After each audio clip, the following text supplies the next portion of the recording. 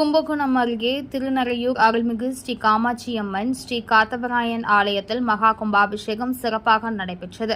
இதில் ஏராளமான பக்தர்கள் கலந்து கொண்டு சுவாமி தரிசனம் செய்தனர்.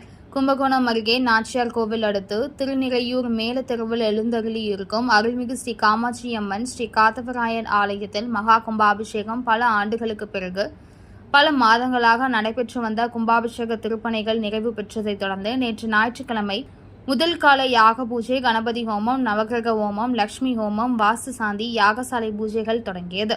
இன்று இரண்டாம் கால யாகசாலை பூஜைகள் நிறைவாக மகா பூர்ணாதியுடன் மங்கள ஆரத்தி செய்யப்பட்டு மங்கள வாத்தியங்கள் முழங்க கடங்கள் புறப்பாடும்.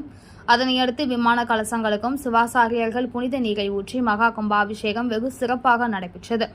இதில் ஏராளமானோர் கலந்து கொண்டு சுவாமி தரிசனம் செய்தனர். நிகழ்ச்சி ஏற்பாடுகளை நாட்டாமைகள், பஞ்சாயத்தாளர்கள் மற்றும் கிராமவாசிகள் சிறப்பாக செய்திருந்தனர்.